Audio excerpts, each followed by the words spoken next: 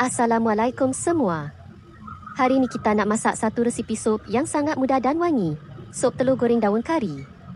Jangan lupa tekan like, komen dan subscribe dulu sebelum kita mula. Kita mulakan dengan panaskan minyak bijan dalam kuali atau periuk. Bau minyak bijan ni memang boleh naikkan selera. Bila minyak dah panas, kita tumis bawang putih yang dihiris, halia dan bawang Holland sampai naik bau.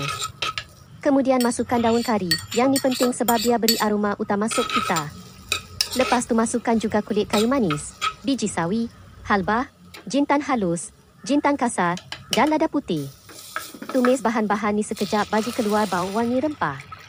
Bila semua dah naik bau, kita tuangkan air secukupnya, ikut berapa banyak sup yang kita nak. Kemudian, masukkan telur yang dah digoreng perlahan-lahan supaya telur tidak pecah.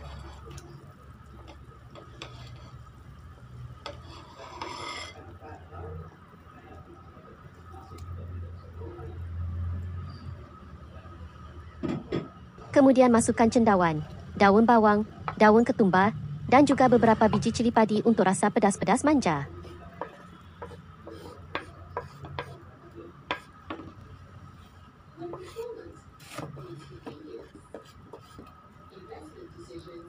Biarkan semuanya mendidih seketika, cukup dalam beberapa minit sahaja. Tak perlu lama, sebab semua bahan dah sedia dimakan, kita cuma nak seimbangkan rasa. Siap. Sup yang penuh aroma, berempah tapi tetap ringan. Sesuai sangat untuk makan tengah hari atau malam bila nak sesuatu yang simple tapi sedap. Sampai sini dulu video kali ini. Jangan lupa tekan like, komen dan subscribe. Jumpa di video akan datang.